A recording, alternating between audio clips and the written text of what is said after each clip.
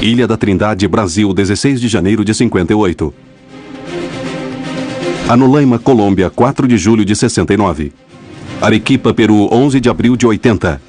Cidade do México, 11 de julho de 91. Varginha, Brasil, 20 de janeiro de 96.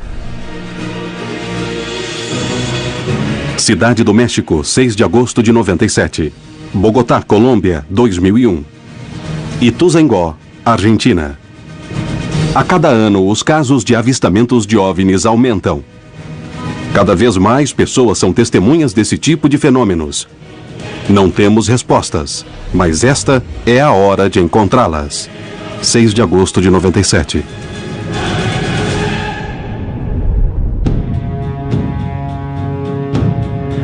Eu vi um objeto voador não identificado. Não tinha motores, não tinha nada externo como meio de propulsão. Fomos visitados por extraterrestres? Nós não estamos sozinhos no universo. É iminente o encontro com os irmãos mais velhos. Não temos nenhuma evidência de seres inteligentes em outros mundos. As pessoas podem dizer, é um OVNI alienígena ou não é, pertence ao Comando Espacial Americano. Os relatos se sucedem e os resultados não são publicados. É o momento de recorrer aos casos mais impressionantes da história ufológica da América Latina e descobrir o que realmente acontece sobre nossos céus. A resposta está para ser revelada.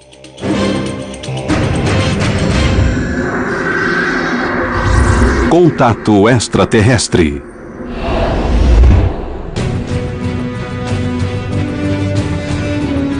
O fenômeno extraterrestre pode ser real? Se me perguntam se o fenômeno dos OVNIs é real, eu digo que sim, é real. É um fenômeno físico, pode ser gravado, pode ser filmado, etc. É possível que a América Latina seja palco de visitas constantes de seres de outros mundos? É algo que está em nosso espaço fora de controle, certo? Ninguém sabe o que é. Nós estamos falando de um perigo sério, já que não se tem controle. Quais são os segredos que se ocultam por trás do fenômeno dos OVNIs? Buscamos uma resposta na história dos avistamentos mais famosos da América Latina. Esta é a hora de percorrer o caminho, recolhendo indícios de todo o continente.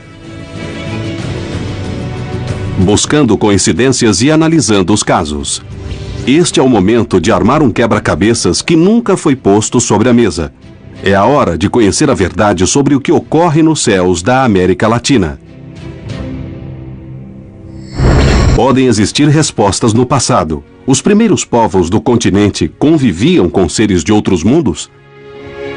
O mundo andino e sua visão mítica, sua visão religiosa, é uma visão que permite definir que existe uma ponte de união, de vínculo entre esse mundo terreno, o mundo do aqui, do agora, com o mundo cósmico.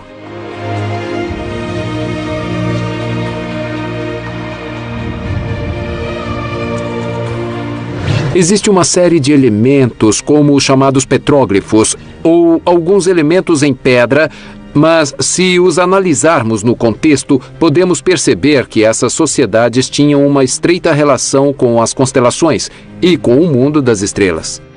Existem indícios que se repetem em todo o continente. Poderiam ser a verdade? Ou não sabemos lê-los?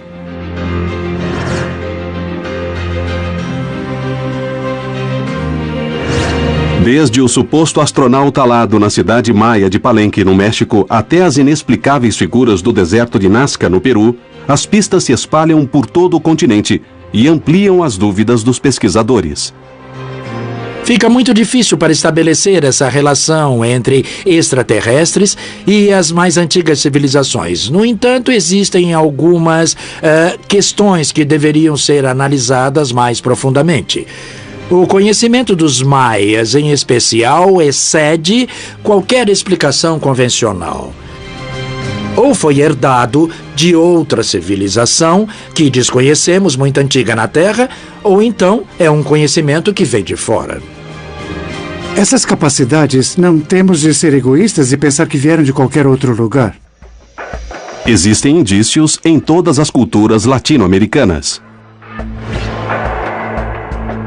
Os povos nativos não temiam nem negavam a existência, provavelmente, como se diz, de irmãos mais velhos.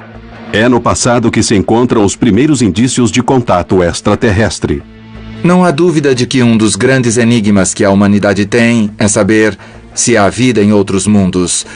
Talvez, junto com a própria origem do mundo e a origem da vida, o terceiro grande enigma seja se estamos sós ou não no universo.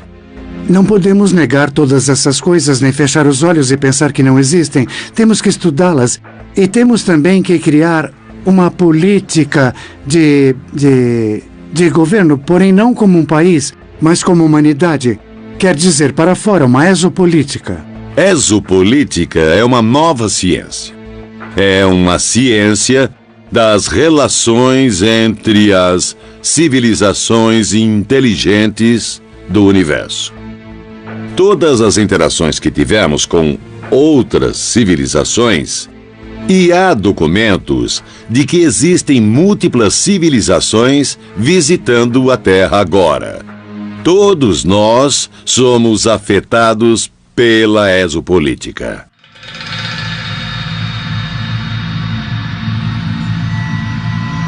Como os exércitos mundiais estão relacionados com esses eventos? Por que motivos sempre se encontram presentes? Poderia se tratar de um suposto roubo de tecnologia extraterrestre? É possível que seja uma tecnologia pertencente a uma potência estrangeira que a use a seu favor e contra as demais. A opção 2 é que seja uma tecnologia não local, que tenha sido capturada igualmente por uma potência estrangeira. E a terceira opção é que seja tecnologia não local e usada por alguém sem nenhum controle sobre nós, e que possivelmente nem sequer seja deste planeta.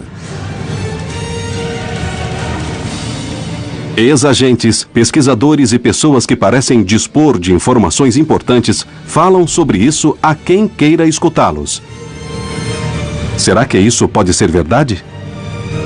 Isso poderia ser ou de naves que foram recuperadas depois de quedas, de naves extraterrestres, ou poderia vir de tecnologias que foram recebidas de civilizações extraterrestres com as quais tenhamos acordos. Nas décadas de 50 e 60, aconteceram casos documentados na América Latina em que os próprios governos divulgaram informações sobre avistamentos de OVNIs. Foi a partir da década de 50 que os casos começaram a ser investigados e catalogados. A Marinha Brasileira foi protagonista de um dos casos mais famosos da América Latina. O caso da Ilha Trindade, ele foi um caso muito famoso no Brasil nos anos 50 e 60. Sempre que você procurar em qualquer livro de ufologia, você vai ver as referências ao caso Ilha da Trindade. Brasil. Ilha da Trindade, 16 de janeiro de 58. Pouco depois do meio-dia, o navio oceanográfico da Marinha Brasileira Almirante Saldanha se encontrava diante da ilha. O Almirante Saldanha, que era um barco de escola, um barco em que se ensinava a ser marinheiro, e havia uma quantidade de oficiais a bordo, uma coisa entre 2 e 3 dúzias, e todos viram o fenômeno e chamaram Almiro Baraúna para que ele fotografasse. Baraúna morreu no ano 2000, mas deixou uma gravação de suas lembranças daquele momento. Ele estava pescando, de repente ele olhou assim no horizonte e viu um objeto deslocando. Eu vi a fotografia lá na marinha e comecei a fotografar. Eu estava com 6 chapas na máquina. Bati a primeira, a segunda, a terceira ele entrou atrás do Morro Desejado, esperei um pouco, ele passou, enquanto isso o pessoal está correndo. Me jogaram no chão, eu fiquei ajoelhado embaixo da murada a bater. O objeto saiu de trás do Morro Desejado, parou um pouco e a melhor foto, aquela está mais destacada e está mais nítida.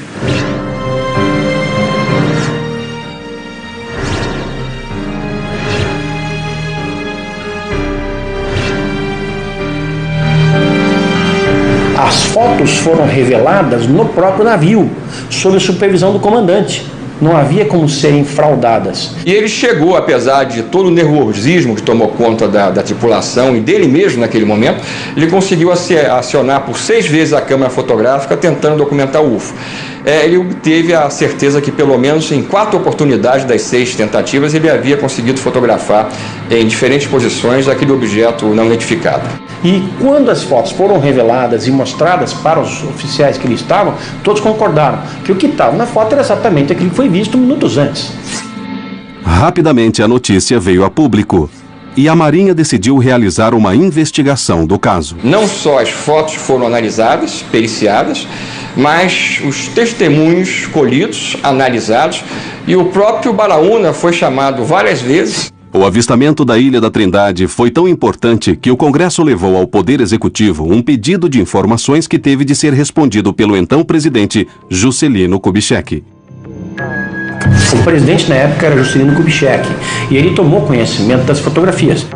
Devido ao modo como foram tiradas as fotografias e revelados os negativos, a quantidade de testemunhos e as perícias realizadas, o caso da Ilha da Trindade mereceu grande credibilidade.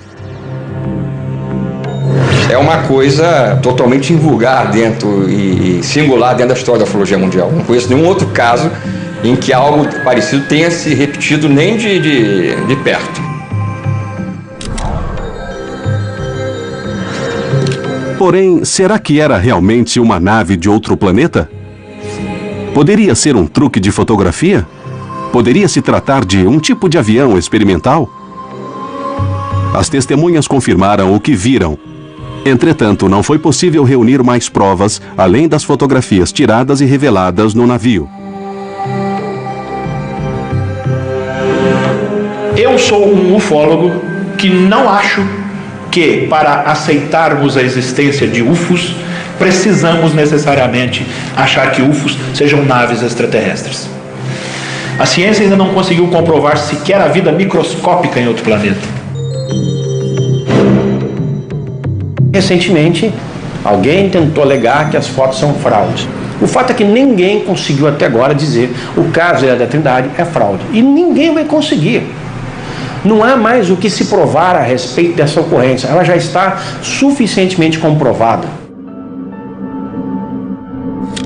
Além das conclusões e dúvidas que o caso possa gerar, as fotos da Ilha da Trindade trouxeram a público o interesse dos governos latino-americanos em seguir de perto e investigar o fenômeno dos OVNIs na região. Atualmente, os investigadores continuam buscando respostas, coletando suas próprias evidências e tentando compreender o que ocorre nos céus.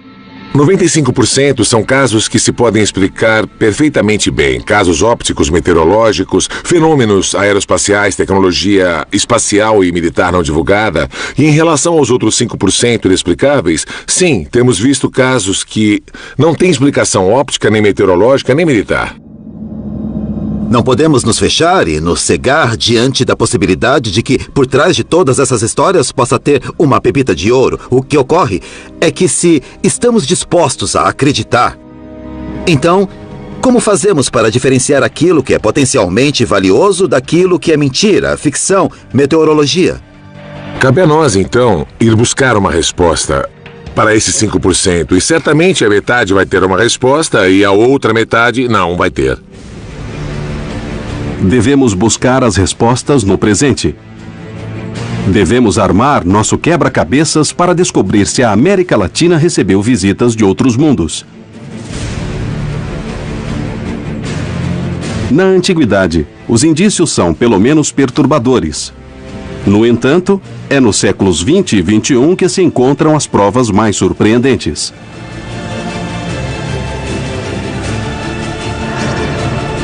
Devemos analisar o que ocorreu em nosso continente para achar as respostas sobre o contato extraterrestre na América Latina.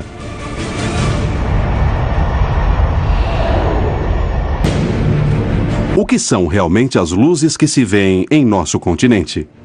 Será que os governos da América Latina guardam informações secretas? Essas luzes trazem algum perigo para os céus e as pessoas? Até meados da década de 60, os organismos oficiais divulgavam os casos. Porém, algo mudou de repente. Anulaima, Colômbia, 4 de julho de 69. O caso de Arcêncio Bermúdez é um dos casos mais impressionantes e também mais curiosos da história dos extraterrestres na Colômbia. É o mito da ufologia colombiana. É um dos casos mais antigos, pois esse caso foi de 4 de julho de 1969. Nessa noite, Arcêncio Bermúdez se encontrava em sua chácara, a 50 quilômetros de Bogotá. E estavam alguns parentes, estava uma prima e os sobrinhos dela. Estavam com uma lanterna falando em código Morse. De repente, algo estranho aconteceu.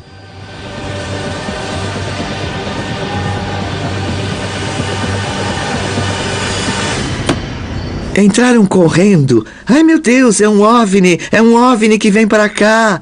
Mas ninguém acreditou neles, até que, finalmente, a sala de jantar foi iluminada e então todos se assustaram e se levantaram e viram um OVNI ali parado, no ar, perto do morro. Enquanto todos observavam, Arcêncio decidiu investigar o que ocorria.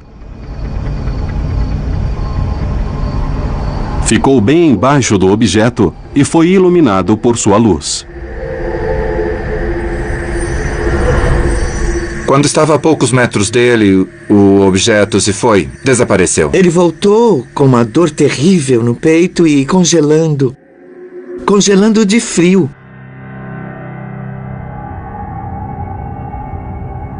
O médico o examinou. Não parece uma infecção intestinal. Vamos ter que colocá-lo no soro.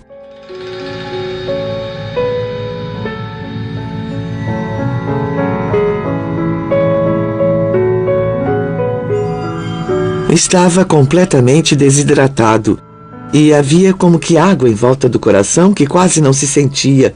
O pulso estava fraco e o termômetro não marcava nada.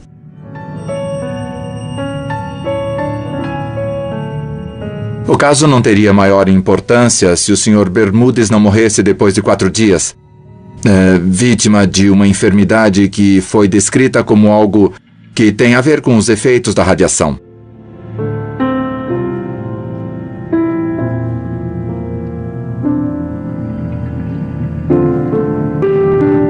Arcêncio Bermúdez morreu sem que se pudesse fazer nada. E o mistério continuou. Depois de uns dias, fizeram um contato pessoas da APRO, que é um órgão da NASA, e aí perguntaram se era possível levar o cadáver de meu tio, pois necessitavam dele para fazer alguns estudos lá na APRO. Mas o irmão de meu pai não quis dar permissão. No entanto, 5 anos depois, o corpo havia desaparecido. Existe muita especulação ao redor do caso. Até se menciona que vieram os especialistas dos Estados Unidos que roubaram o cadáver. Coisas desse tipo. Há algo de folclore nisso. Mas o fato é que foi assim, que houve uma exposição bastante grande na mídia nessa época. Até hoje não se sabe ao certo o que houve com o corpo de Arcêncio Bermúdez. Será que foi uma grande coincidência ou a luz realmente estava envolvida com a morte de Bermúdez? Poderia ser algum tipo de teste radioativo?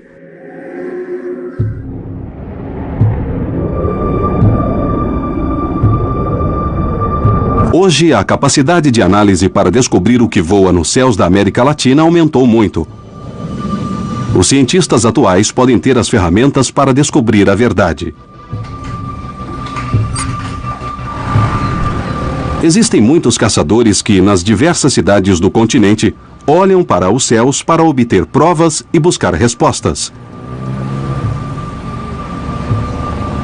Lentamente, aqueles que começavam a ver objetos nos céus passaram a se organizar. Nos dividimos em grupos, cada um recebe as coordenadas de 2 ao norte, 2 ao sul, nos 4 pontos cardeais, por favor. Os vigilantes do céu gravaram, no decorrer de quase 20 anos, milhares de imagens. E às vezes é um pontinho que de repente alguém captou, mas também há de repente coisas extraordinárias que temos que analisar, que temos que ver. Tentamos nos organizar para gravar um fenômeno através de 2 ou 3 câmeras no mesmo instante e em diferentes zonas. Fomos até a zona do deserto, fomos a Tijuana, nós ficamos ali por uns 15 dias e ficamos lá observando. Estamos constantemente com pessoas olhando os céus. Nem todos são bons, nem todos são espetaculares. Porém, estão aí esperando uma resposta e se fala de objetos voadores não identificados nestas imagens. Os avistamentos na América Latina têm trazido nos últimos anos experiências únicas. Muitas pessoas observaram o mesmo objeto e esses tipos de fenômenos foram gravados por diversas câmeras de vídeo. Todos afirmam verem luzes que não têm explicação. O vídeo de Pedro Hernandes, no qual um objeto libera mais de 100 esferas, é absolutamente inquestionável. No dia 2 de maio de 2009, eu me dirigi até satélite, para as torres de satélites. Então observei um objeto que estava abaixo. Vi um avião e pensei, vou gravar o vídeo com a referência desse avião que vinha. E no momento em que vai passando o avião, vou focando no objeto que estava no fundo. E foi então que esse objeto começou a soltar. Não sei se podemos dizer centenas de esferas que foram saindo de um e de outro lado. O objeto dava voltas, dava muitas voltas quando ia saindo as esferas. Quando parou de expulsar as esferas, seu movimento ficou bem mais lento. Porém, Pedro Hernandes não foi o único a gravar esse fenômeno. Nesse mesmo dia, de outro ponto da cidade, Alfredo Carrillo também gravou o objeto.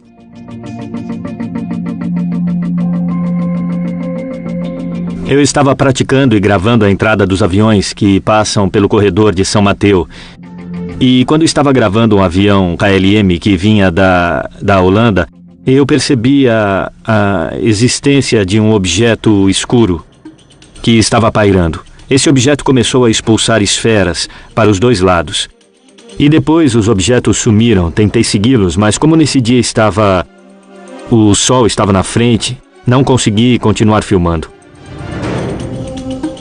Esse é só um exemplo de objetos que aparecem em cidades e de pessoas em locais diferentes que os veem.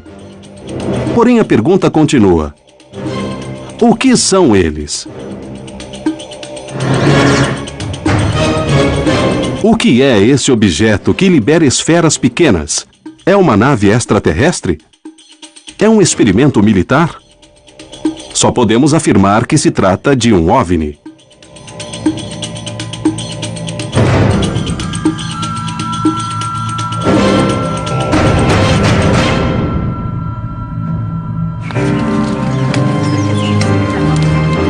Ituzaingó, Argentina. Vi uma luz que vinha do norte.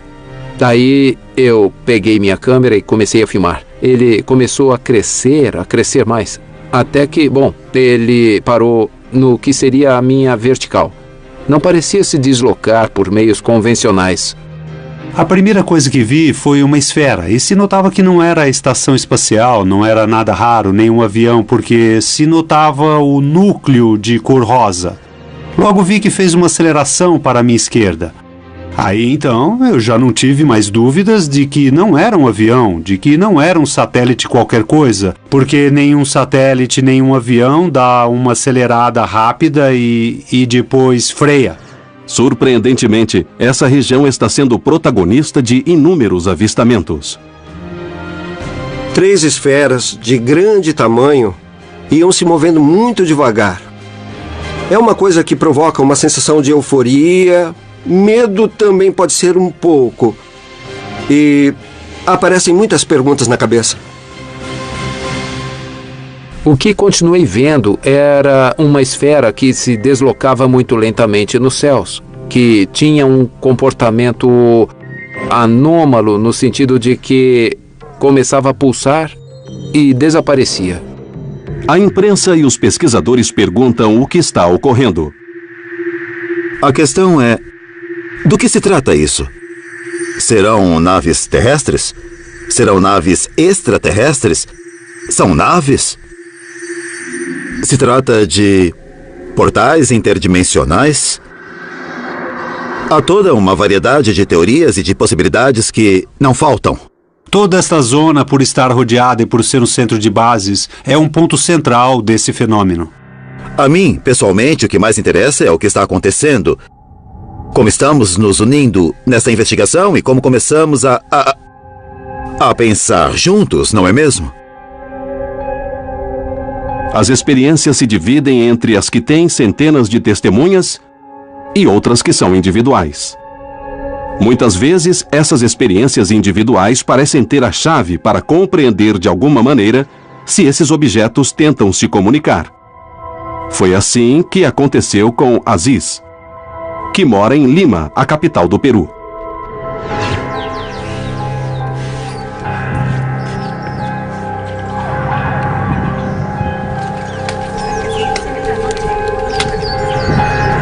Às vezes sinto o impulso de sair depressa e eles aparecem, ou então às vezes eu estou ali e eles simplesmente aparecem.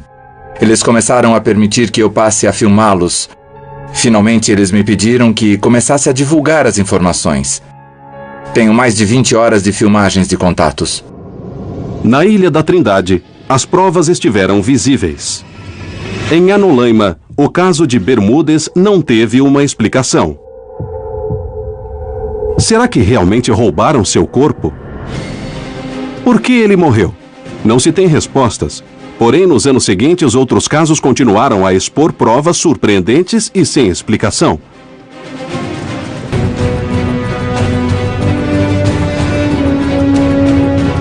A América Latina tem sido o centro de centenas de avistamentos estranhos. O que se vê nos céus? Vimos uma coisa prateada que se deslocava de modo horizontal. E ficava tudo iluminado como fogo. Era uma nuvem, mas era sólida, como se fosse feita de acrílico. Naqueles edifícios comecei a ver algo que se movia. Essas aparições estranhas foram investigadas por ufólogos e por órgãos de diversos governos. Muitas vezes, parte das investigações chegam à imprensa. No entanto, um dia, as informações não foram mais divulgadas. Qual foi o motivo para que os governos deixassem de falar de objetos voadores não identificados? Será que está ligado à criação de laboratórios para investigar o fenômeno? Esses laboratórios de OVNIs foram criados a partir das respectivas forças armadas, com o objetivo de manejar as informações que se divulgariam nesses países. E o manejo de informações implica, digamos, manipular informações, ocultar informações, distorcer informações e divulgá-las quando for conveniente.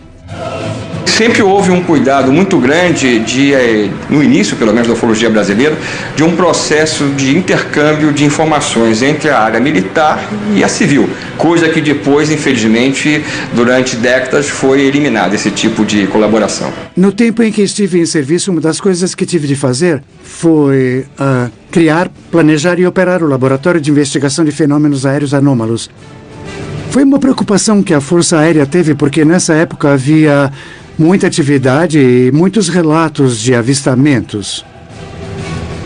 Quando se criava um laboratório de OVNIs, o primeiro a fazer era convocar as pessoas que tinham visto o fenômeno, e um desses fui eu. Há muito pouco tempo começou a investigação, e então eu desenvolvi esse trabalho que foi até 2005, e no qual se acumularam muitas informações durante esses anos com a OIFA. Neste momento, estamos sendo testemunhas de um avistamento de um objeto aéreo anômalo que está totalmente imóvel em cima do Monte Pilã. Houve uma grande quantidade de ocorrência de telefonemas diários e eram alguns interessantes, outros eram bem bizarros. Mas, sobretudo, eram ligações. Com a cabeça assim, uma cabeça cônica. Curiosamente, hoje, quando vamos a um laboratório de OVNIs da Força Aérea, dizem que não tem arquivos. Porém, tudo isso em um contexto um pouco obscuro fez com que, de alguma maneira, eu penso que atualmente a atuação do laboratório de OVNIs, mais do que esclarecer o tema, funciona como um tapa-olhos das informações desse fenômeno no Peru. Nós começamos um processo no Brasil em 2004, que é um movimento para pedir ao governo que abra os seus arquivos secretos sobre UFOs e reconheça a questão. Essa campanha foi tão bem sucedida que menos de um ano depois, nós, os ufólogos participantes dessa campanha, na época eu era coordenador da campanha, nós fomos chamados para uma reunião com os militares, nós fomos convidados pelos militares para irmos a Brasília e nos sentarmos à mesma mesa com os militares da Força Aérea Brasileira, que abriram para nós os seus arquivos, porém não podiam permitir que aqueles arquivos fossem copiados e mostrados à sociedade. E o nosso objetivo era que o fenômeno fosse reconhecido e os arquivos fossem abertos para a sociedade, não apenas para nós. A nível oficial, sempre temos uma negativa, sempre usamos os casos a que podemos dar uma explicação. Os que não têm explicações ficam guardados numa gaveta. E depois, em particular, reconhecem as inúmeras questões. Alfred Webb, ex-funcionário do governo de Jimmy Carter, decidiu contar sua versão. Quando eu era um futurologista no Instituto de Pesquisas de Stanford, foi proposto um estudo de comunicações extraterrestres pela administração de Jimmy Carter. Esse seria o primeiro estudo científico civil da comunicação extraterrestre na história americana. Infelizmente, o Departamento de Defesa norte-americano interveio e então interrompeu o estudo, e nós acreditamos que essa intervenção ocorreu porque nosso estudo teria descoberto relações e programas secretos que o Departamento de Defesa norte-americano tinha com diversas civilizações extraterrestres inteligentes. Na década de 80, houve uma grande mudança nos avistamentos de OVNIs. Mas, mesmo assim, alguns deles foram reconhecidos 20 anos depois.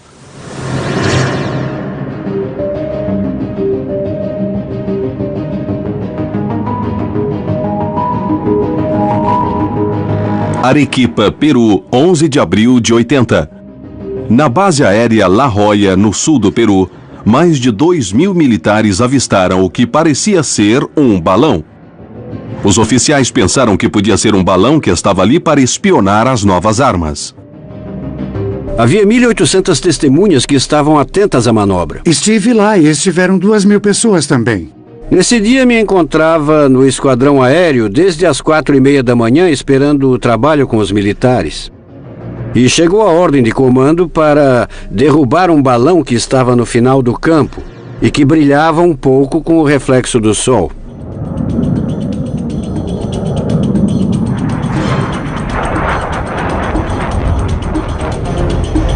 A primeira coisa que ele fez foi apontar e disparar no que se chama na terminologia militar uma parede de fogo.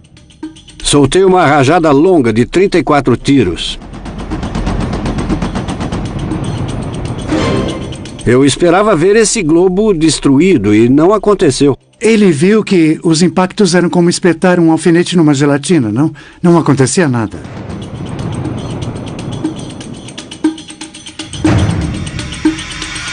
Ele estava estático, mas iniciou um movimento, subindo com velocidade.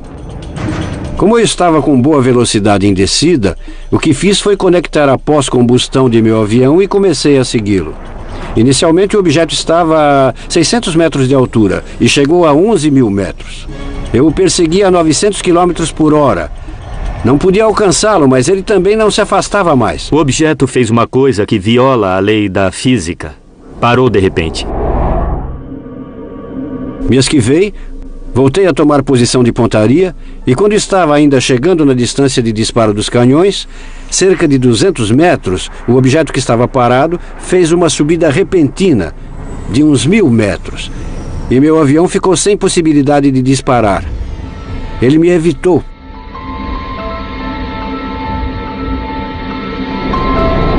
Pensei, ele está brincando comigo. Vou acelerar muito, vir com mais velocidade, subir muito alto, descer bem na vertical e apontar. Se ele subir, não vai escapar da mira e posso destruí-lo. Foi isso que fiz. Eu estava esperando para ver em que momento fazia a volta e olhando. Foi quando o objeto que estava parado subiu e emparelhou comigo.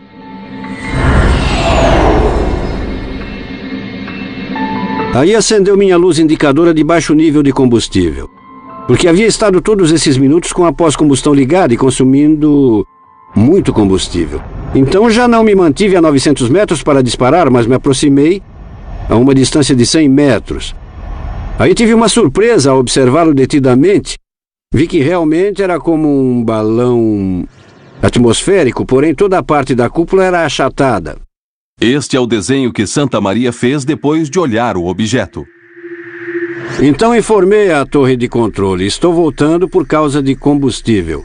Que venha outro avião, porque isto está interessante. O que houve com o balão? Não é um balão, é qualquer coisa menos um balão, não é? Eles conversaram e me disseram, continua com seu regresso, porque não operamos na altura em que estava e não vai sair outro avião. Santa Maria não saiu mais, e o objeto esteve toda a manhã em cima da base aérea de La Jolla. O que poucas pessoas sabem é que, no dia seguinte, à noite, o objeto regressou e passou como se estivesse em casa por todas as instalações da base aérea. E depois, se foi.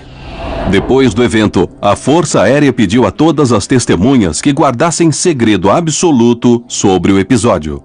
Nos disseram que o objeto não iria se aproximar da base. Conseguimos afastá-lo, não aconteceu nada. Não foi violada nenhuma informação, então ficaremos em silêncio. Existe, de acordo com o testemunho de Santa Maria, uma ordem expressa de calar-se. E logo foi liberado com o propósito de fundar o Departamento de OVNIs da Força Aérea. Então, em primeiro lugar, é preciso evidenciar que existe uma política de silêncio. Mas em 2002 me pediram que começasse a falar para contribuir com a difusão do fenômeno OVNI. E comecei a falar livremente o que eu queria. Quando seu nível hierárquico é mais elevado, a possibilidade de falar é menor. Temos recebido relatos completos de oficiais que talvez antes da criação do departamento teriam medo de falar. Para quem trabalha nos céus, um fenômeno OVNI pode ser uma ameaça. Os controladores aéreos e os pilotos têm uma preocupação constante. O Serviço de Controle de Tráfego Aéreo tem como finalidade estabelecer a agilidade das operações aeronáuticas, a vigilância de que elas aconteçam dentro de parâmetros seguros. Meu trabalho é precisamente observar, e é quando se começa a pensar e se dar conta de que o fenômeno é tremendamente perigoso. A preocupação principal é a possibilidade de que essas atividades ponham em perigo as operações aéreas em geral e, sobretudo, a soberania, não? Um avião sempre vai se comportar como um avião. O fenômeno não se comporta igual. Vira muito rápido. Simplesmente não existem aviões que voem de ré. E então, se juntarmos tudo isso e pusermos na aviação, em que existe muito tráfego e a separação das aeronaves é de 30 segundos... nós estamos falando de um perigo sério. Um país tem de ser dono de tudo o que tem. E, assim como há um limite marítimo, há um limite no espaço também. Estamos falando que se no âmbito geral não é bem aceito, não é reconhecido, então nos deixa vulneráveis no âmbito profissional. Os casos na América Latina provocam interrogações. Algo estranho acontece, mas o que será? Diante da suspeita de um satélite espião, a Força Aérea Peruana deu ordens de atacar, mas as armas foram inúteis. Quem nos observa? Por quê? Em todo o continente, pessoas armadas com filmadoras começaram uma caçada de imagens. Como vai? Tá tudo bem? Cada um recebe as coordenadas de... Paranoia? Busca de respostas e provas? 2 ao norte e 2 ao sul. O que começaram a buscar? O que acharam? Porém, a chegada de centenas de casos trouxe um novo desafio. Como diferenciar os vídeos que realmente tinham imagens valiosas para a investigação de OVNIs?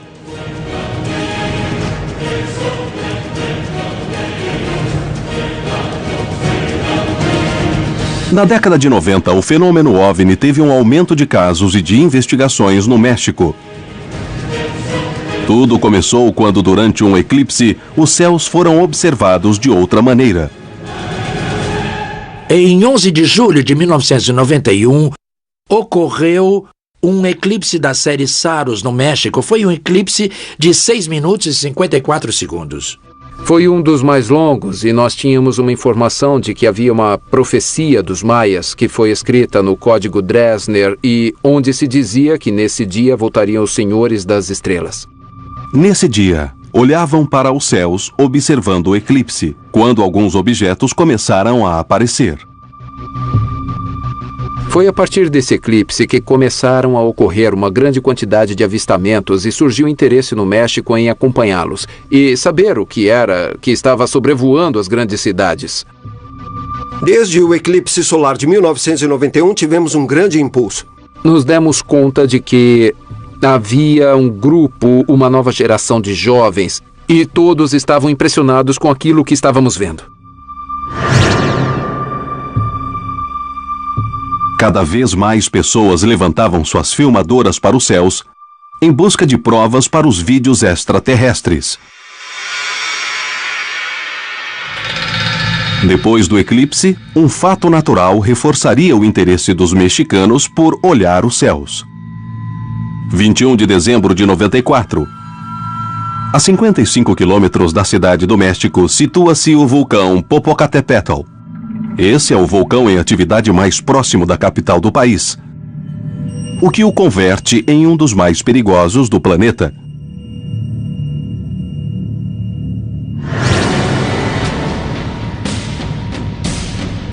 Uma explosão no interior do vulcão produziu uma nuvem de cinzas que se expandiu em um raio de 25 quilômetros. Mas havia mais do que cinzas, fumaça e lava em sua cratera.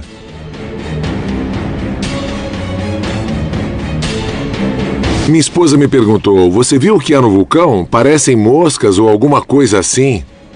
Bom, depois disso a gente começou a gravar e gravamos muitas coisas que não sabíamos o que realmente eram, porque nós vimos as coisas na câmera e pareciam objetos voadores, inclusive uns muito grandes, e daí em diante eu me propus a investigar isso. As câmeras fotográficas e filmadoras apontaram para as fumarolas e ali encontraram uma grande surpresa.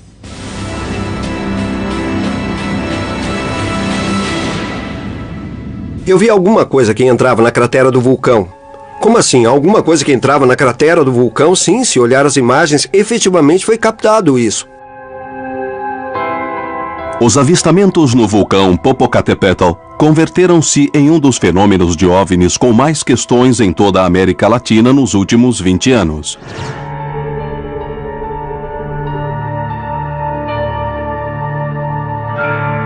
O entusiasmo também trouxe muitos erros e muitos vídeos que eram perfeitamente explicáveis, mas que foram interpretados como OVNIs. Dentro da óptica, existem diversos fenômenos nos quais é normal que as pessoas não conheçam. Uma das situações mais gravadas refere-se aos avistamentos maciços em que uma grande quantidade de objetos cruza os céus. O investigador Anthony Choi tem uma teoria. Ele crê que, muitas vezes, tratam-se de balões. Perguntamos se havia a possibilidade de que um balão de hélio pudesse ser visto durante muito tempo. Ele pode chegar até 2.000 metros sem estourar. Um balão poderia ser confundido com um objeto voador não identificado?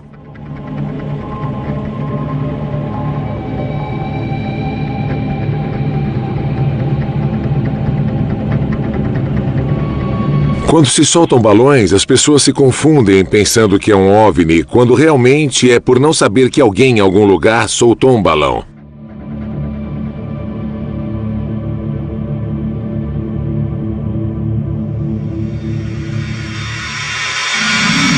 Olhar para os céus é um passo importante. No entanto, saber discernir os fenômenos que acontecem é fundamental para determinar qual objeto está sendo observado.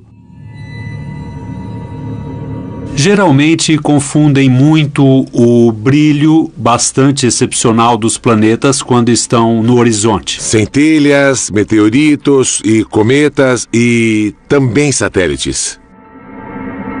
Desde há uns 15 anos, com a montagem da Estação Espacial Internacional, se multiplicaram esses avistamentos devido ao fato de a Estação Espacial Internacional já estar completa e já ser mais brilhante do que o planeta Vênus.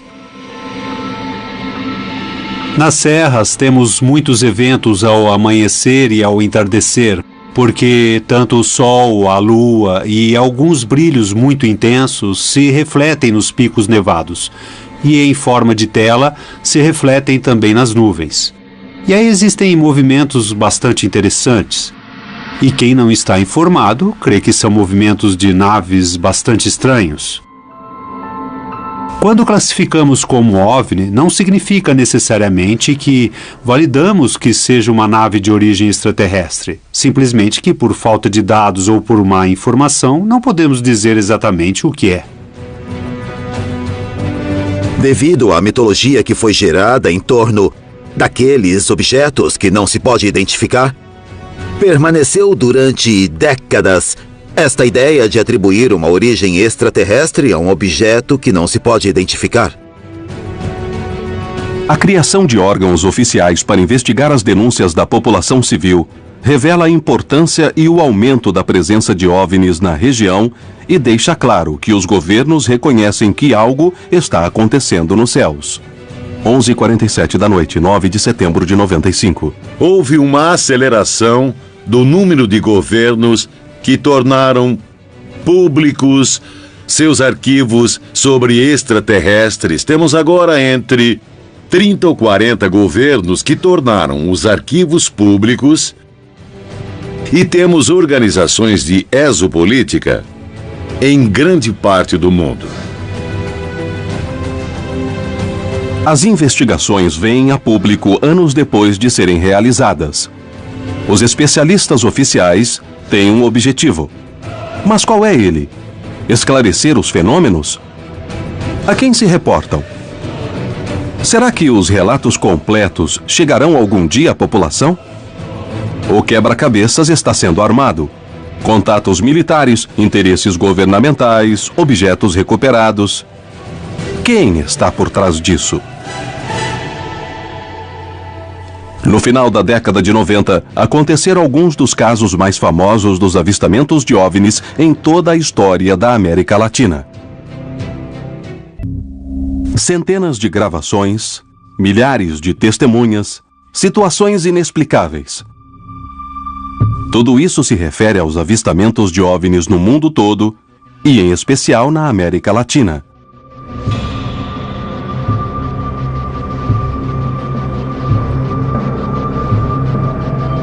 O fenômeno existe, não se pode negar, pode-se filmar, é histórico e está registrado. Estão acontecendo cada vez mais avistamentos na região. Centenas de testemunhas veem e gravam os mesmos fenômenos em diferentes lugares, confirmando que se trata de uma realidade que está em nossos céus.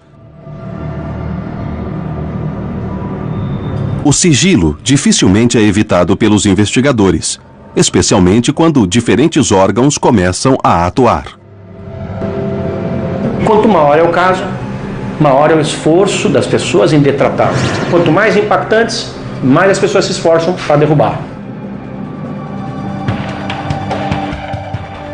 Embora na década de 90 os civis levantassem as câmeras para os céus para caçar luzes e objetos, ocorreu um caso no estado brasileiro de Minas Gerais que deixou um sabor estranho na história dos avistamentos no continente.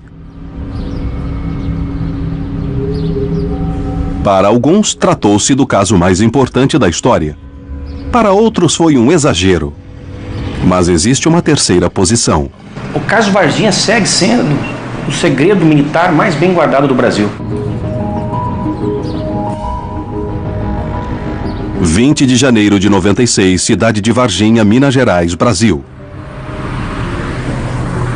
Varginha era, até esse momento, uma cidade tranquila, pequena, e seus habitantes conheciam o fenômeno dos OVNIs como em qualquer outra região do planeta. Mas, a partir desse dia, tudo mudaria para sempre. Sem dúvida nenhuma, um dos mais bem documentados e pelo maior número de pessoas que já participou de uma única investigação ufológica em todo o mundo. O sul de Minas Gerais é considerado, no mundo, uma das regiões de maior índice de aparições. No entanto, são relatos, são registros que precisam ser bem estudados, passarem por uma filtragem, para que saibamos se realmente são fenômenos ainda não explicados ou fenômenos naturais e artificiais conhecidos.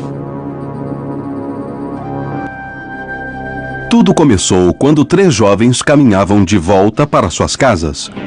Era umas 4 e pouco, mais ou menos. Aí a gente descendo por um caminho, eu fiquei meio com medo de descer naquele caminho.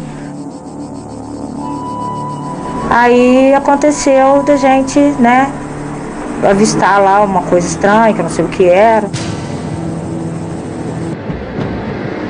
Já a primeira coisa, a reação que eu já tive foi correr. Falei, vamos embora, porque, né, você não sabe se é bom, você não sabe se é ruim, você não sabe se vai fazer alguma coisa com você.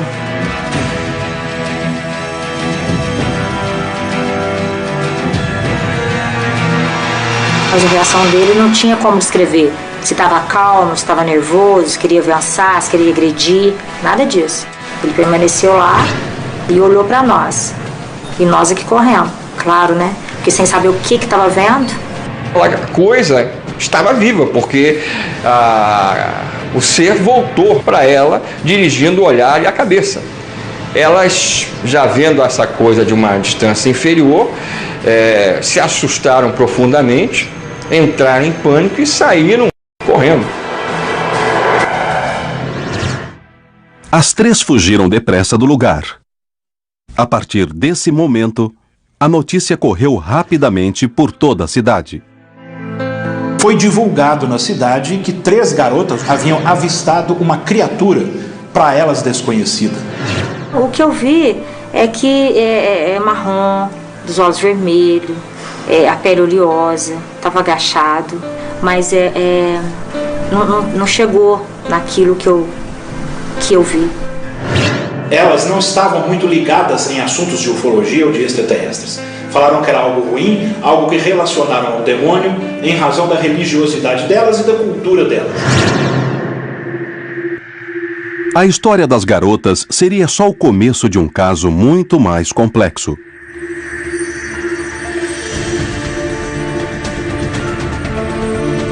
Em meio à paranoia, as forças públicas começaram a atuar.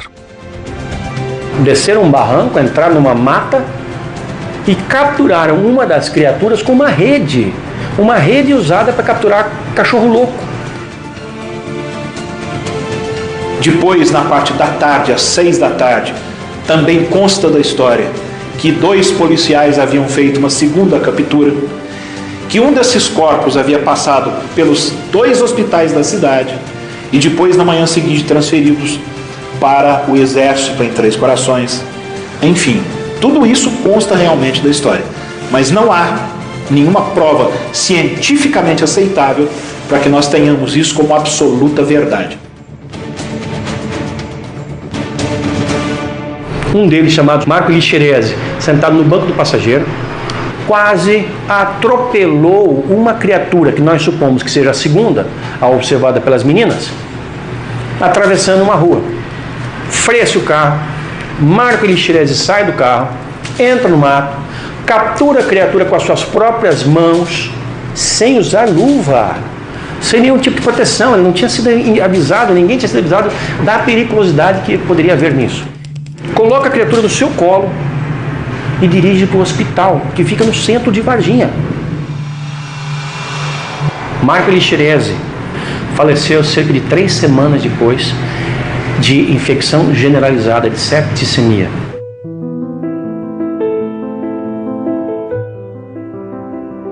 O Dr. Furtado foi quem o atendeu. Ele nos diz como foi esse momento. Um paciente que estava com febre muito alta, com faces de sofrimento, por dor nas costas, e igual qualquer pessoa que está com uma infecção. Os médicos do hospital tentaram salvá-lo. Ele não tinha nenhuma imunodeficiência adquirida das conhecidas nossas. Porém, antes de morrer, ele fez uma confissão. Ele me relatou que ele participou da captura de um ser que tinha aparecido aqui dias anteriores, que inclusive tinha lesionado o seu braço. Nunca vi outro quadro igual. Dessa forma, não.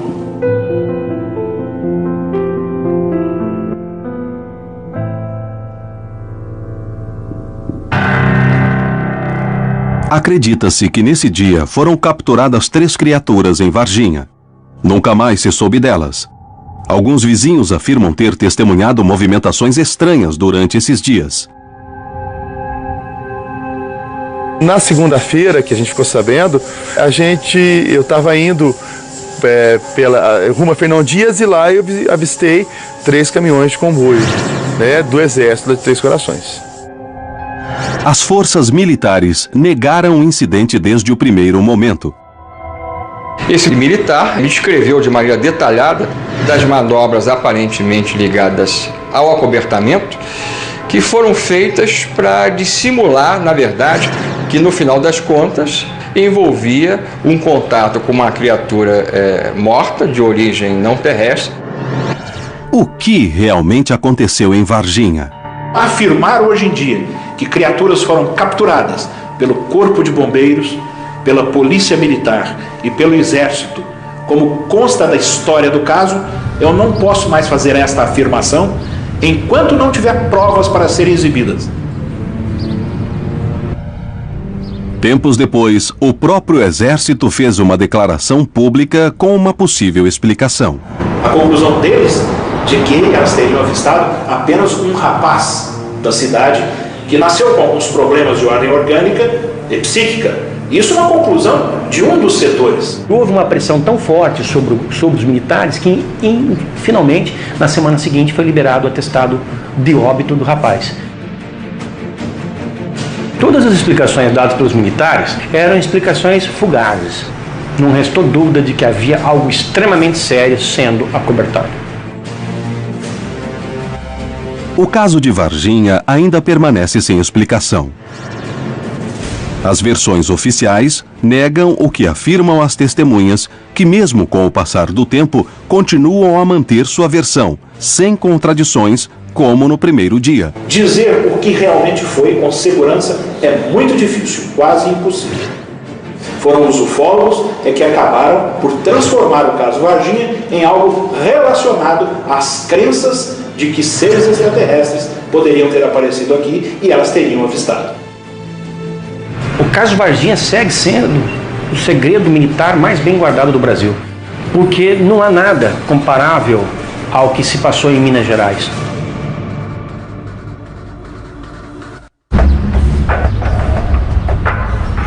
Os casos se acumulam na história da América Latina. É necessário ter uma explicação. Pouco a pouco, os fatos se desenrolam e se arma o quebra-cabeças dos casos mais impactantes e reveladores. Apenas um ano depois dos eventos ocorridos em Varginha, surgiu uma nova prova. Desta vez, no México. Na tarde de 6 de agosto de 97, em Lomas de Santa Fé, na colônia de Chapultepec, na cidade do México, aconteceu um caso que até hoje não foi esclarecido.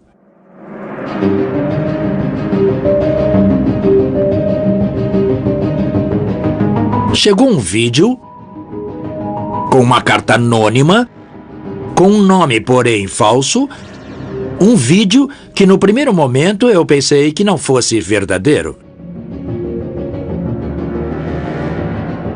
Porém, ao assistir o vídeo, o jornalista decidiu investigá-lo. Se tratava de um objeto que estava sobrevoando aquela zona e houve vários testemunhos de pessoas que foram afetadas. Uma das evidências mais claras que há do fenômeno e que até o dia de hoje não teve uma explicação satisfatória para todos. 6 de agosto de 97.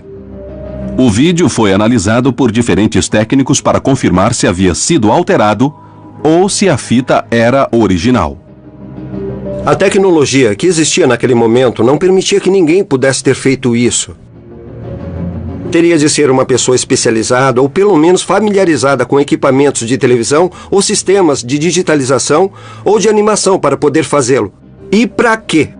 Por outro lado, no momento em que uma pessoa não se mostra de frente aos meios de comunicação quando já estão questionando sobre esse assunto, quer dizer então que poderia haver algo oculto? Ainda hoje não posso determinar com certeza absoluta se esse vídeo é autêntico ou se é falso.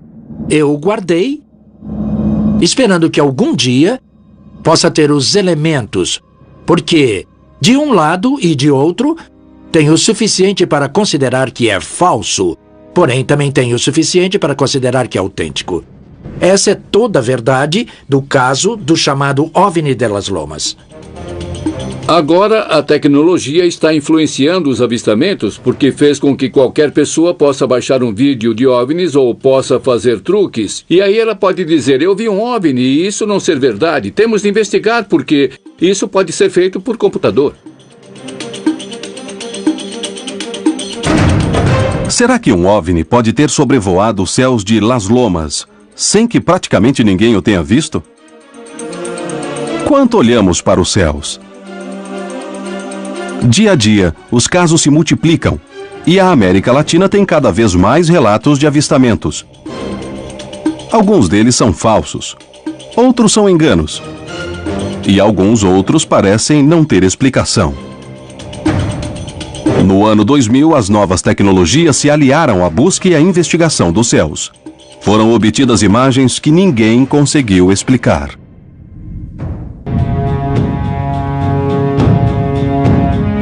O fenômeno dos OVNIs é real?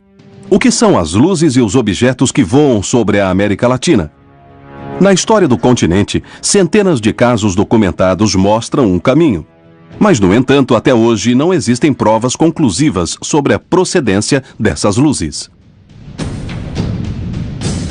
Devido à escassez de recursos no passado, as dúvidas persistiram. Porém, atualmente, graças aos métodos de gravação, será que poderemos descobrir a verdade? É possível que estejamos cada vez mais próximos. No México, em 2004, um caso deixou os militares sem palavras, e eles solicitaram aos investigadores de OVNIs que o analisassem. O caso foi um escândalo, e até hoje não surgiu uma explicação definitiva.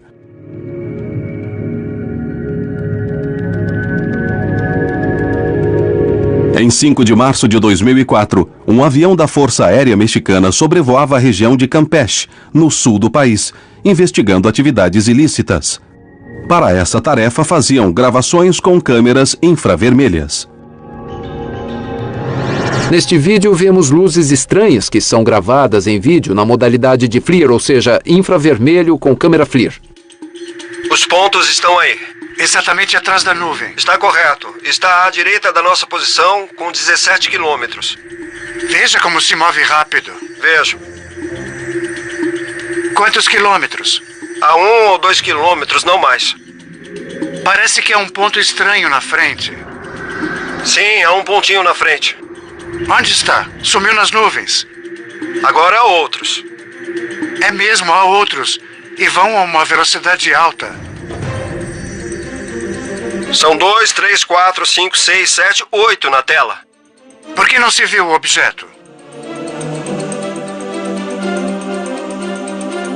Diante da surpresa, La Sedena, Secretaria de Defesa Nacional, decidiu entregar o material a Jaime Maussan para que o investigasse. Me disseram, em uma de nossas operações pudemos gravar algo que não sabemos o que é e queremos que você investigue. Fiquei sabendo que os que fizeram a gravação não tinham visto a olho nu esse objeto, ou seja, eles haviam sido capturados apenas pela câmera.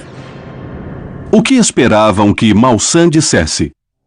O secretário da Defesa me perguntou o que você acha deste caso e eu respondi, não tenho uma explicação. Penso que são OVNIs porque não são vistos a olho nu, apenas com a câmera. Então ele me disse, se alguém lhe perguntar quem lhe deu esse vídeo, você pode dizer que foi o secretário da Defesa. Isso permitiu que eu determinasse a autenticidade do caso apresentá-lo na mídia em nível mundial e fizesse uma grande conferência. Um piloto de avião disse que tinha a resposta e que, na verdade, se tratavam de poços de petróleo. Ele só se esqueceu de 2 pequenos detalhes. As imagens foram captadas a mais de 170 quilômetros de onde se encontram os poços. Segundo ponto, a câmera estava dirigida 2 graus acima do horizonte, e isso torna total e absolutamente impossível que se trate dos chamados poços de petróleo.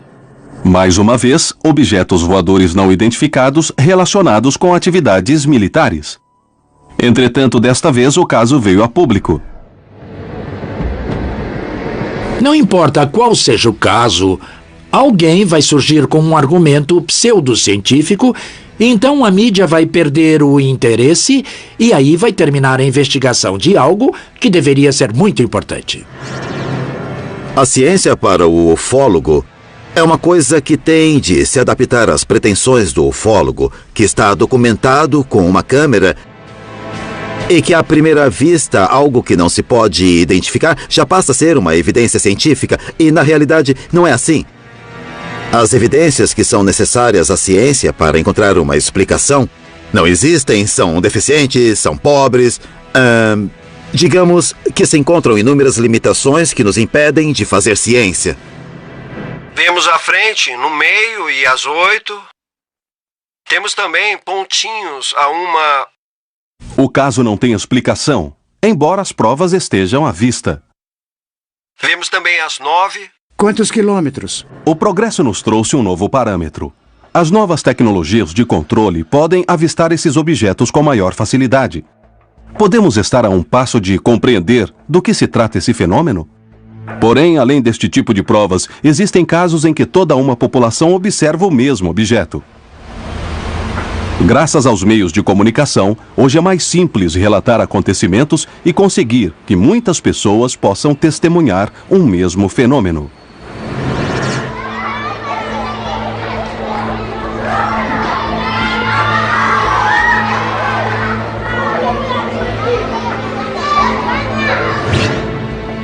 Foi isso que aconteceu em Nobsa, um município do departamento de Boyacá, na Colômbia.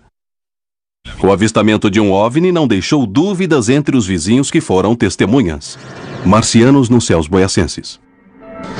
Durante os últimos dias de 2006 e os primeiros de 2007, uma estranha aparição nos céus deixou centenas de testemunhas sem palavras.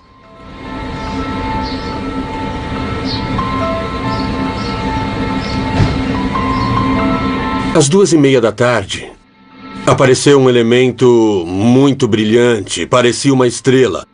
Porém, pelo horário, nós pensamos, o que será isso? E chamou muito a atenção. Uma das testemunhas foi o próprio prefeito da cidade.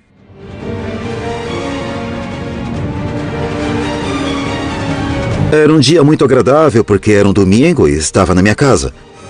E um amigo me telefonou e me contou que estava vendo nos céus algum objeto estranho. Eu fui para a janela e efetivamente vi esse objeto estranho demais nos céus. E percebi que as pontas eram prateadas. E quando a parte prateada se voltava para o sol, ele imediatamente irradiava, como se fosse um espelho irradiando um raio de luz.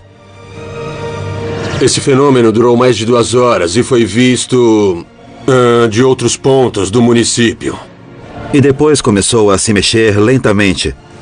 Começou a se deslocar no que me pareceu para o norte do município. E ao chegar ali, de repente, de um modo fugaz, desapareceu. Enquanto todos olhavam os céus, algumas pessoas pegaram as filmadoras e as apontaram para lá. A própria prefeitura decidiu iniciar uma investigação para compreender do que se tratava. Telefonaram da prefeitura de Nobsa e o prefeito Ramiro Barragán nos disse que estavam aparecendo objetos no Monte Cruzaranda e todos estavam vendo. Depois de alguns meses de trabalho, saíram as primeiras conclusões. No vídeo, a gente pode ver que não existem truques, é uma coisa absolutamente normal, muito clara, a luz do dia, o deslocamento no céu. Não tem problema, não. Eu não vejo nada que me leve a pensar que alguém modificou ou alterou a estrutura de imagens.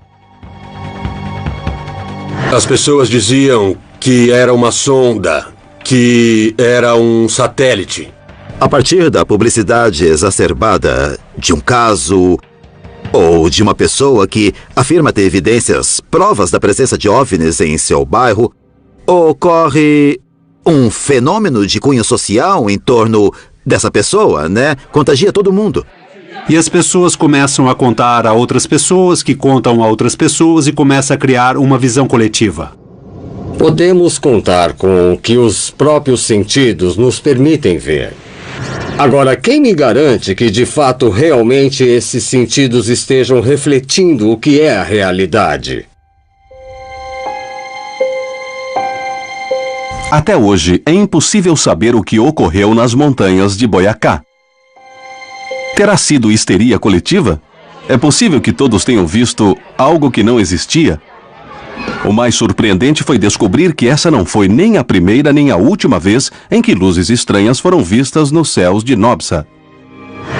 As pessoas também viram há muitos anos, quando não existiam meios técnicos para gravar coisas muito parecidas. O que ocorre é que naquela época se dizia que era coisa do demônio, coisas do diabo. E justamente por isso, até existem no município uma série de locais no alto das montanhas onde se instalaram, se construíram algumas cruzes. Há mais de 100 anos, por ordem dos párocos e religiosos, com o propósito de espantar o demônio. O que significam todos esses casos? Por que a América Latina é testemunha constante de avistamentos de OVNIs? O que está acontecendo? Se o exército e as autoridades locais buscam explicações, isso quer dizer que a verdade se encontra nos escalões superiores? Se existe uma verdade sobre o fenômeno dos OVNIs, talvez ela possa ser encontrada agora, graças ao conhecimento prévio e por meio do uso da tecnologia e das ferramentas de análise. Como compreender o que ocorre nos céus da América Latina? Os casos mais recentes podem indicar o caminho a seguir. Atualmente, as forças de buscar os fenômenos extraterrestres mudaram. A tecnologia ajuda, mas também gera muita confusão. Quantos fenômenos são provocados por efeitos especiais?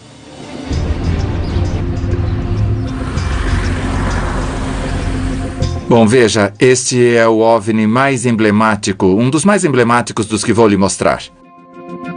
Daniel Prieto, de Bogotá, Colômbia, conseguiu identificar outro possível ponto de confluência em que os OVNIs passam constantemente. O comum na nave é que faz um movimento oscilatório. Esta zona, que eu chamei de Zona Sigma, que compreende a zona úmida de Córdoba, é um local onde fica o que os ufólogos chamam de portal de entrada e saída desses objetos. Ele afirma simplesmente que os OVNIs o encontraram, e ele só os grava com sua filmadora. Já gravei mais de 40 avistamentos com minha câmera e alguns foram, eu sinto que foram planejados e outros por acaso. Eu sempre carrego uma filmadora portátil.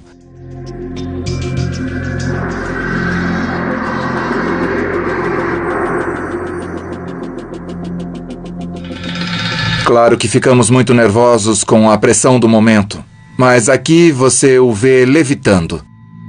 Porém, necessariamente serão extraterrestres? Isso talvez seja realmente um tipo de ilusão ou desinformação para ocultar mesmo os segredos que os serviços militares de inteligência têm. É uma tecnologia secreta? Ou simplesmente são objetos que as pessoas comuns não conhecem? Passou por cima de nós 5 um objeto triangular de cor cinza e todos pudemos vê-lo. E ficamos estupefatos porque o objeto estava passando por cima de nós. Vimos bem claro. Quanto aos triângulos voadores que vemos e que as testemunhas veem, e que foram fotografados. As pessoas podem dizer, isso é alienígena, mas não é. Isso pertence ao Comando Espacial Norte-Americano. Eles podem conter sistemas de propulsão e outros componentes que vêm de componentes extraterrestres que nos foram dados por programas de relação entre humanos e extraterrestres ou pela retroengenharia. Temos tamanha quantidade de satélites dando voltas, orbitando a Terra. Cada um deles tem uma especificação diferente. Há satélites chamados Flares que, por certo, em algum momento do dia, eles tiram fotos. Depois, há satélites russos que funcionam em trio. São 3 satélites que formam um triângulo perfeito. E também são confundidos com um OVNI triangular que esteja circulando pelo espaço. Porém, apesar de toda a vigilância voltada para os céus, muitas vezes é ali que as respostas desaparecem. Desde os primeiros anos da Revolução Espacial, os satélites podem ter sido responsáveis por avistamentos estranhos. Um caso ocorrido na Antártica na década de 60 poderia estar relacionado com satélites. Em 1960, uma sucessão de avistamentos obrigou a Marinha Argentina a iniciar uma investigação minuciosa em busca de respostas. Na Antártica, 3 de julho de 65, um grupo de militares e cientistas argentinos e chilenos estavam realizando pesquisas na Ilha da Decepção. Às 17 horas, viram um objeto que passou rapidamente, durante uns 15 segundos, em uma trajetória parabólica, e relataram isso. Às 19h20, foram fazer a observação meteorológica. Disseram um OVNI, e todo mundo saiu correndo para ver do que se tratava. Então avistaram um objeto que passava e mudava de cor, que se movia. E ali do campo meteorológico da estação, eles puderam ver as evoluções de um objeto que, para alguns, apresentou comportamentos que não se poderiam atribuir a nenhum avião, a nenhum satélite, nem nada parecido. Porém, o que foi que realmente ocorreu nesse dia na Antártica? Na Ilha da Decepção, o que se viu foi um objeto que realmente não obedecia aos comportamentos básicos da aviação. O objeto não pôde ser identificado, mas há muitas testemunhas, entre elas o capitão Perizzi. Era uma pessoa que estava muito ansiosa para olhar e ver e crer. Os militares que assessoravam Perizzi seguiam essa corrente e os civis, ao contrário, eram bem mais céticos. Eles não viam o mesmo que viam os militares. Cada um que estava ali deu a sua própria interpretação. Havia aqueles que estavam convencidos de ter observado um OVNI. Outros sustentavam que isso tinha se tratado da observação de uma estrela fixa e que pelo nervosismo do momento teve um processo de confusão.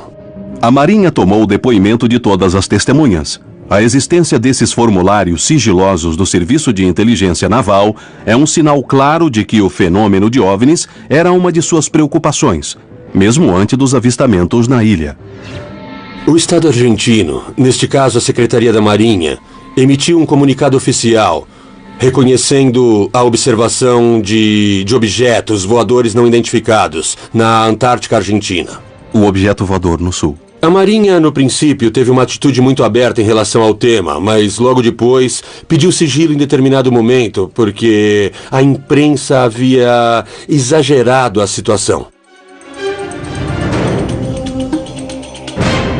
Os avistamentos na Antártica se repetiram nos dias seguintes. Se nós os olharmos individualmente, corremos o risco de pensar que é um evento que pode ser explicado, que pode ser banal.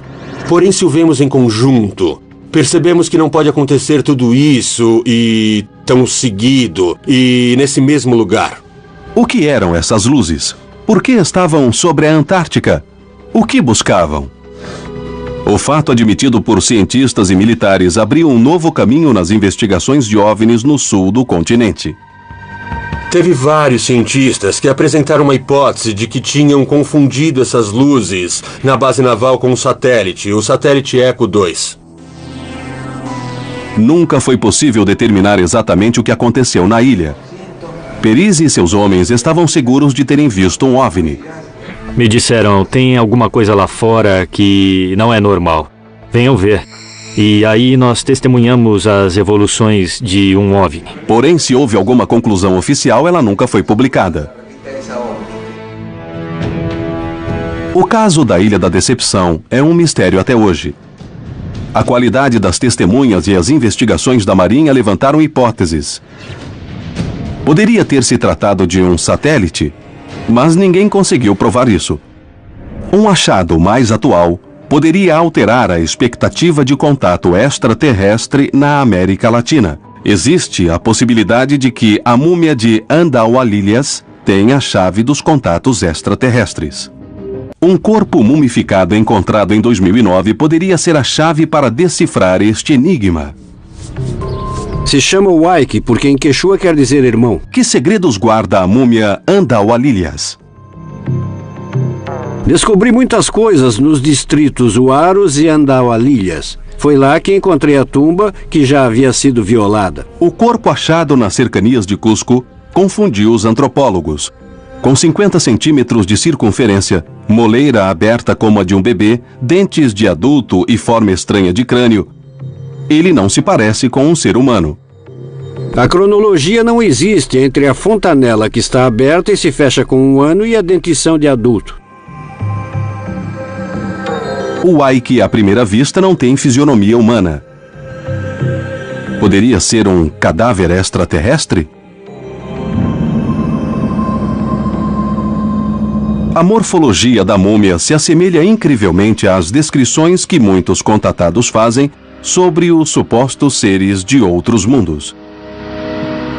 Nós encontramos um grupo de ufólogos de Oklahoma que descrevem seres extraterrestres do tipo do Waiki. As características coincidem totalmente com o que eles dizem. Em comparação com o crânio de um ser humano normal, as diferenças são evidentes. Porém, poderia ser um corpo deformado artificialmente? Na cultura andina inca, as cabeças das crianças eram aplainadas, mas diferentes do Waiki, ele tem a cabeça triangular e tem um frontal convexo igual ao occipital, o que quer dizer que não foi aplainado. Os ossos são muito delgados. Se fosse anão, seriam grossos e deformados, porque é isso que o nanismo causa. Neste caso, os ossos são delgados, muito finos, o que demonstra que isso é parte de sua estrutura, sem nenhuma deformação anômala. Os estudos sobre a múmia de Andaualilhas poderiam surpreender a comunidade científica de todo o mundo. Se realmente fosse um corpo extraterrestre, que diferenças poderíamos encontrar? As leis físicas e naturais são universais. Não existe nenhuma forma de imaginar algo diferente em relação ao que as leis físicas estão nos mostrando. Se houver vida em outros mundos, deve ter carbono. Porque este é o único elemento que se combina com todos os demais para formar as grandes estruturas moleculares envolvidas no código genético e na informação que será transmitida por um organismo vivo. E, nesse sentido, de alguma forma será parecido com algo que conhecemos aqui. Que opções existem para explicar a estranha forma da múmia de Andaualilhas? O que pode nos surpreender neste tipo de achado podem ser várias razões, sabe, que podem ser compreendidas, por um lado, dentro da variabilidade humana, cuja origem pode ser causada por um traumatismo, alguma enfermidade ou alguns padrões de ações culturais, como as deformações tabulares. A múmia de Andaualilhas poderia ser uma peça-chave na busca de extraterrestres. Será que é um corpo deformado ou se trata de um ser de outro planeta? O que está havendo na América Latina? Há indícios de casos de OVNIs na América Latina. Não são conclusivos, porém são inúmeros.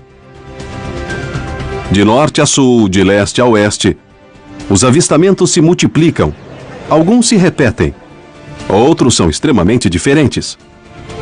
Minha opinião pessoal é que nós estamos caminhando, na verdade, para algum nível de acontecimento maior, provavelmente em termos planetários, que acontecerá provavelmente com o objetivo de mostrar de maneira definitiva para a humanidade da Terra que nós não estamos sozinhos no universo. A quantidade de informações que temos encontrado valida a afirmação de que não estamos sozinhos, não estamos sós, de que estamos sendo visitados. Mas desde quando? Desde sempre?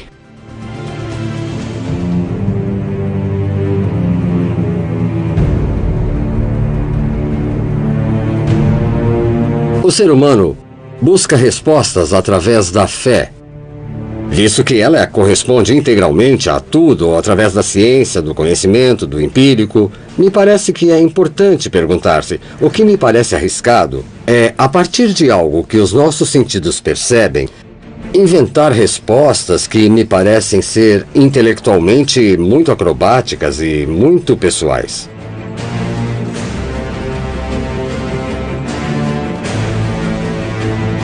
Me parece difícil, a partir do ponto de vista da ciência, que essas visitas sejam uma realidade. Aliás, existe um princípio científico que diz: grandes afirmações, grandes evidências. E a afirmação de que estamos sendo visitados por seres de outros mundos em discos voadores é uma grande afirmação.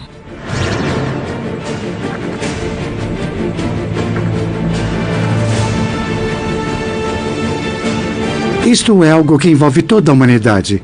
Então, temos de nos preocupar, temos de estar prontos, porque é preciso tomar a decisão de que se existe algo que não é daqui, vamos esperá-lo com braços abertos ou com um fuzil na mão. Ou perguntar aos Incas como foi. A maneira de entender o fenômeno dos OVNIs é abrir nossa consciência, abrir nosso coração e, sobretudo, olhar o céu. Estamos diante de uma das grandes perguntas da humanidade. E sua resposta poderia mudar para sempre nossa existência. Existe vida em outros mundos? Somos visitados? O que são todas as provas que foram coletadas? São todas falsas? Para todas existe uma explicação? Nunca houve tantas testemunhas como nos últimos anos. Existe uma mensagem para nós nos céus? Algo está para acontecer na América Latina? Ou simplesmente, isso é parte do anseio humano por ir sempre mais longe?